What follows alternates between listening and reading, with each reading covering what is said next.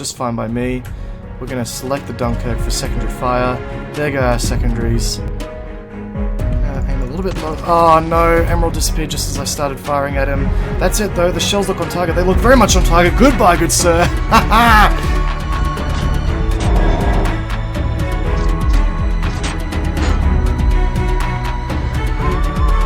Good day there, once again viewers, this is your mate Kamikaze78 here, coming to you guys with some more World of Warships content, and today guys we're going to be having a game in the Tier 7 German battleship, the Gneisenau. So, the German battleship line. This is a battleship line that is quite quickly becoming my favourite line in the game, even more so than my beloved United States battleship line. I'll get into more detail about why that is the case in a few seconds here later in the video, but just to give you guys an idea as to what I'm running here on this Gneisenau, I've got the B hull equipped, I've also got the upgraded engine equipped, and we're also running the plotting room modification 1 for tighter spread on the main battery. Again, I will get into the logic behind all of those choices in a few moments here. Anyway guys, without further ado, let us get into the high seas and get into the battle. I'll be seeing you guys very, very soon in battle. Right then folks, so much to the contrary of what Matchmaker normally does to me, where it tells me to sit on a cactus and rotate, today it's actually been quite kind. We are going to be playing on Estuary and we are top tier. Not only are we top tier, but we have very, very little destroyers to worry about. Nonetheless, we also have very, very little torpedo-based destroyers to worry about here today. We've only got an enemy Colorado and enemy Gneisenau, which are the two top tier battleships on the enemy team. So, yeah, this is actually going to be a fairly promising battle if we play our cards right. I'm very, very much looking forward to this battle. So, I'm going to be hanging to the left-hand side of the map here, head towards A point, give our ships some support on this side, considering that we already have two battleships going that way, and we may as well keep the numbers even for this battle. Considering that the enemies do have an extra battleship, it'll be good just to make sure that we at least have our bases covered on either side of the map here. So, why do I love the Gneisenau so much? Why is it quickly becoming one of my favourite battleships, and maybe even one of my favourite ships in the entire game? So firstly, the main battery. What's so good about it? Well, not only does it have a very, very nice turret rotation speed, I'm also really loving the trajectory of these rounds, and I'll give you guys an example here very, very soon. But effectively, the trajectory of these rounds is very, very flat. You know, with other battleships, especially at their maximum range, the shells tend to arc up very, very highly and then drop down on their targets, which is good to a certain extent, but I personally prefer a much flatter trajectory in my rounds, and that is something that the German battleships deliver on tenfold. In fact, if I can just get... In fact, there's another target just there. What is it?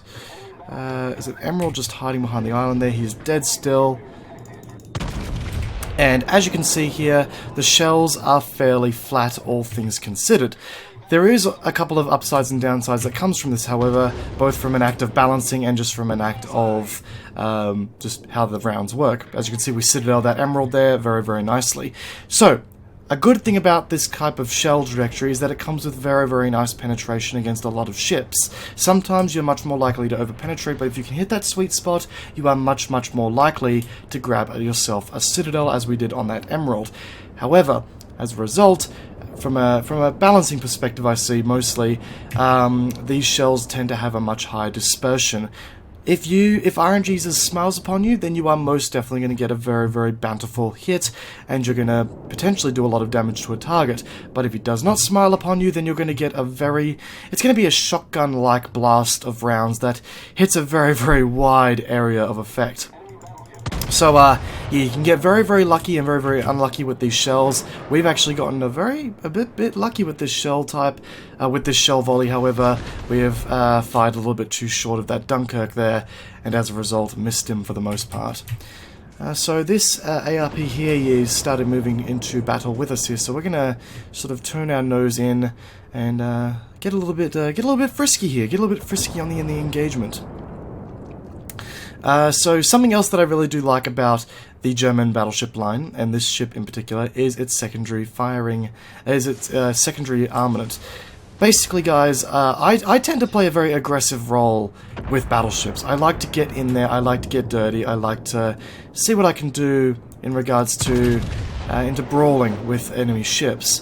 Now, the German battleship line is very much built for this with its stellar, and I mean a downright stellar secondary armament. You have, with this ship in particular, you're going to be running 11 times 2 of HE 127mm, I believe they are. So you've got a lot of secondary firepower here, and as a result of that, if you have a destroyer come within your secondary firing arc, they are in some deep shit. So this is why you'll see a lot of German battleship players, when they get a 15-point captain, spec into the manual secondary fire control, because that just takes so much of the dispersion out of the equation when it comes to secondary firing, and as a result you're going to get a lot of accurate fire. And speaking of accurate fire, say goodbye to that enemy Aoba. Very nicely done there. He simply broadsided to us at the wrong time, and we were able to get a very flat arc of penetrating shells onto him. Which is also something that these flat arc shells are really good at, penetrating at close quarters. And something else that's really nice for close quarters combat is the fact that this ship comes with a 25-second long reload. Very handy for close quarters engagement, because it could be that just that 5-second long reload when you're versing a battleship of United States or Japanese descent, where you simply need that extra 5 seconds just to get that one last volley off to finish off a target. We are in between a bit of a rock and a hard place here, though, because we do have a Farragut just sitting in the smoke there. I'm going to try and get a little bit closer to him. I'm broadsiding enemy battleships right now, but by keeping at this angle, I know for a fact that he will not be able to get his torpedoes in the water as confidently as he once was able to. Going to try and now turn in a little bit here. Thankfully, it would appear these enemy battleships are not targeting us. They're targeting the a friendly battleship that is tailing us right now into battle. But this enemy Gneisenau here is giving us a nice broadside, so we'll open up on him. Oh, torpedo beats! We might be able to dodge him. Yep, we've done well there. We're going to cop one on the nose here, but that's okay. This Farragut is definitely going to be in close quarters range as soon as he appears out of the smoke here. I'm not entirely sure off the top of my head if he's got another salvo of torps ready to go here. But I know for a fact that as soon as he appears, he's going to be in deep shit, because our secondary firing arc will be in range, and it's going to be a messy time for him. Here he is. There we go. He's got another torpedo arc ready to go, so we're going to try and nose in here as best we can. He's already fired off that volley there. We're going to get our main battery fire. Oh, there we go. We've managed to get a few secondary hits on him there. Primary salvo off. Managed to get 3k of damage on him there. Going to nose in as much as we can. Get out, try and get some of our secondaries onto him as best we can. He definitely has not got another salvo of torps in the water now. But it looks like he's about to. Oh, turn, you bastard, turn!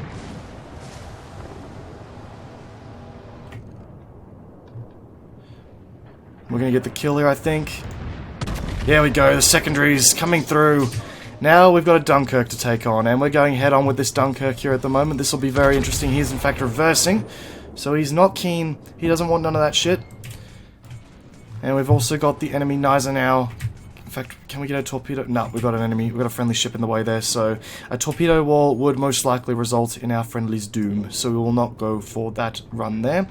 We do have an Emerald slightly broadsiding us just ahead here, so if we're lucky... Actually, no, he's starting to move now. We might be able to still get some blowing hits there. Decent shell dispersion there. No, just a bunch of over-penetrating hits, nothing too special.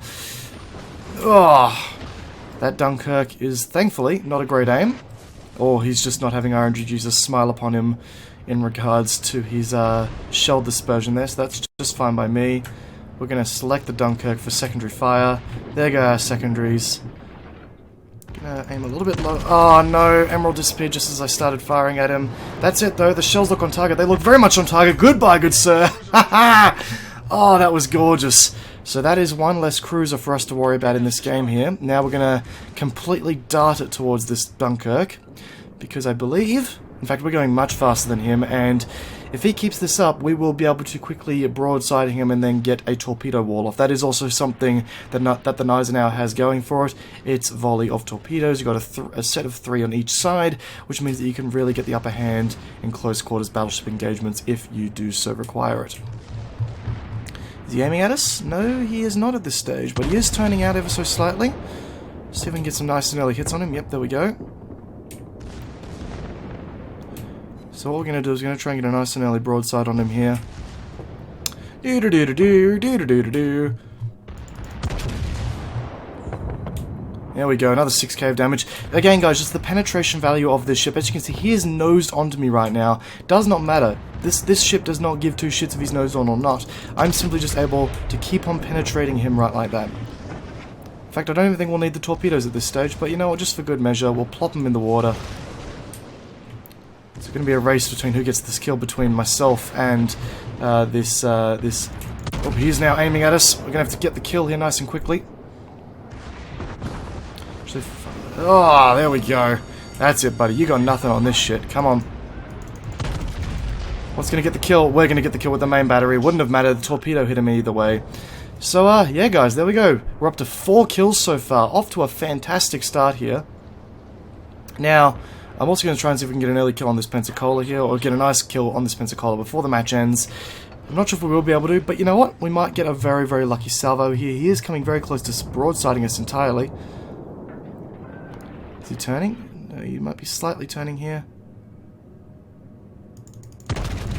Rounds away. In fact, I think I may have aimed just a bit too short there. In fact, I've aimed very, very too far short there. Ah, well. Doesn't matter. That was a... And the game is going to end with a win there, and that's going to be my 2 times victory for the win also. Very good game there, guys. That was actually really, really good fun.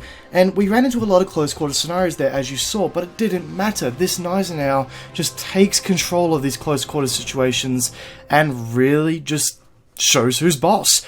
Anyway, that was a fairly short battle, all things considered, so we're going to get to another battle here, and I'll see you guys on the high seas for the second time very, very soon. Okay, so you know how I was saying that Matchmaker was happy with me earlier, and, you know, they figured that, you know, they'd give me a break. I clearly used up all of that luckiness in the last game there, because, you know, here we are playing on the Islands of Ice map. And as you guys know, that's a high tier map. So we are in a low tier, we're the low tier in a tier 9 game. So this might be a bit more savage than the game before, and we are also going up against a Bismarck and a Tirpitz. I'll put it to you this way, folks. I'm really, really hoping that the 2 Nagatos spawned on the A side of the map here, because if I go against a Tirpitz or a Bismarck, I will instantly be outgunned. So yeah, we'll see how this goes. I'm not looking forward to this in the slightest. This could be savage. Oh boy. Oh, that's what I get for being. That's what I get for having a really good game earlier. That's what I get for having a really, really good game. Anyway, we will charge towards the A side of the map. We do have a Belfast here for allied support. We've also got what appears to be a Kagero coming this way, and a Megami, and the Amagi. So you know what? This could be a good little team comp here. We do have one battleship venturing off into the sea side of the map. Who is that? What are you doing, son? That is a Tirpitz. I guess the Tirpitz of all battleships would be the most fit to go into that dangerous torpedo alley that is the sea point, but it does look like he's turning around. He doesn't want none of that shit, especially when he's all by his lonesome.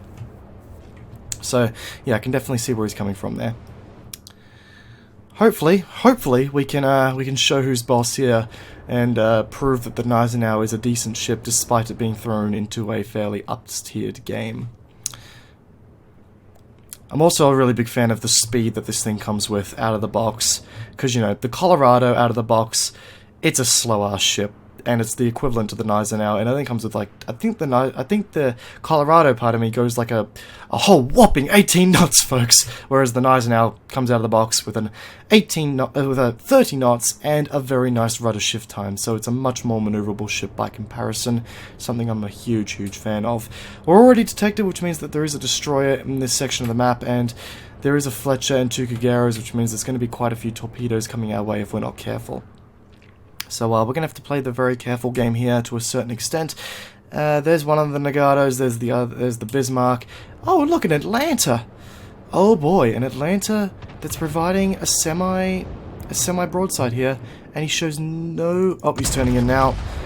Hopefully our shells were not praised by our Lord and Savior RN Jesus, and as a result they're going to miss entirely with our terrible, terrible, terrible round dispersion there. Honestly, don't know why he's going about for a complete nose in here. It sounds like a bit of a dangerous strategy on his behalf. There's some of those torpedoes we were talking about earlier, and it would appear we've got friendly smoke here as well. How kind. Come on, just turn out for me, buddy. Turn out. That was a good dispersion volley. Can we get lucky? Nah, we cannot. There was 2 deflection shells on Atlanta, funnily enough, as well as 1 over penetration, hence the such low penetration. And it appears that... Has the other Nagato gone that way? I don't know. There was a third battleship on the other side of the map there, so I wasn't sure if the second Nagato went that way, or if we're going to deal with the Tirpitz, or whatever the case may be. But, I don't know. We'll find out very, very soon, I'm hoping. 3 cave damage on the Donskoy there, so that's not too bad. We are currently not covered by allied smoke. I thought I was covered, hence why I slowed down entirely. But that doesn't matter. So we do have a Manlanta on the other side of the island there, and that Kagero is getting very brave there. If he's gonna come around on the other side of that island there while there's an Atlanta in play, then that is what I'd like to call the definition of brave. In fact, there's that Atlanta there. If that Kagero survives this engagement, I will be... Wow, that he just lost 7k of health from 1 salvo there. The Atlanta's got more rounds heading his way. Thankfully, the Atlanta appeared to have lost his touch. Oh dear, so we don't have the Bismarck, the Tirpitz, or the 2 Nagatos to deal with. We've got ourselves an Iowa to deal with. Oh boy! This is going to get filthy, ladies and gentlemen. Let's see how this goes. We do have a Kagero in the smoke here somewhere, though. I think it's safe to assume that this guy will not be surviving this. The Atlanta does have torpedoes, so I'm going to start turning in instantly here. I'm going to put the secondaries trained on this guy.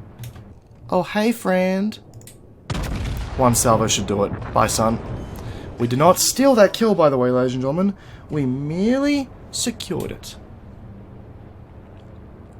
Oh, there's a Nagato. Fantastic. We're not outgunned, ladies and gentlemen. We are not completely useless this game. And now I know that Kagero's smoke is about to disappear any moment now, and when that happens... And thankfully, oh no, we are detected, sorry. Thankfully, once that Kagero's smoke does disappear, we've got secondaries ready to go for him. And it's going to be a really bad day. 4 cave damage on the Nagato, that is just fine. Hello, Mr. Kagero. How are you doing? Thankfully, he's not in a position at all in which he'll be able to launch torpedoes, which is good. We're now covered from him. Ow! Alright, time to launch ourselves a damage control party. Thankfully, Mr. Nagato is A, not focused on us, and B, is actually broadsiding. Decent salvo, very decent salvo, in fact. 7 cave damage, not too bad. He's not going to come into range of torpedoes if he keeps on that trajectory there, so we're not going to worry about launching anything, and we're going to get a cap on this point by the looks of things, which is also fantastic. Bam! Assisted in capture. That'll be a nice bump of XP. In fact, Mr. Nagato is coming into play close quarters. Hello, buddy. Enjoy that little gip of torpedoes, assuming, actually, we might secure him here with this salvo, if we're lucky. There we go, we are going to secure it. Nice little citadel hit there. And there's those Kagero's torps. What a cheeky rascal. So, Kagero just on the other side of this island here.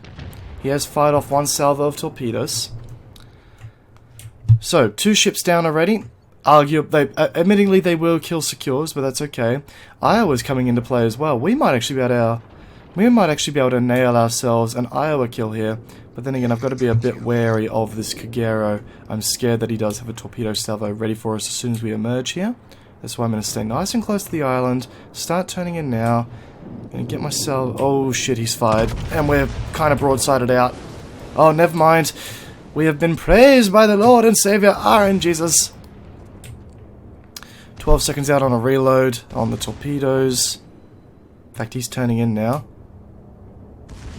I know he's got about another 10 seconds left on his reload for his main battery. So, what we're going to do... Torpedo salvo 1 away.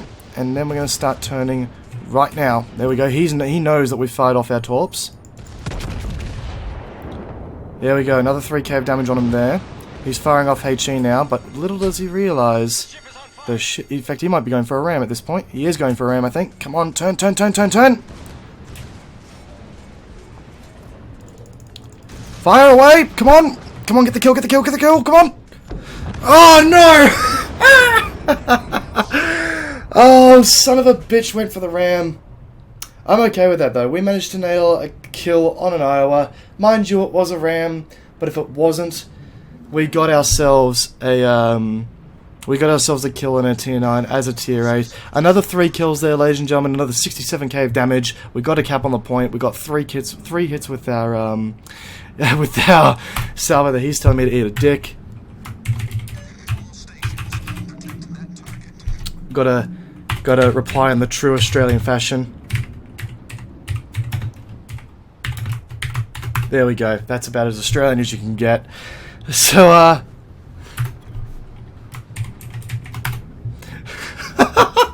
feel as though this will be the rest of the video, just me and this guy going about having a rant in the chat. Mate, I had you without the ram, so I'll call it a tie.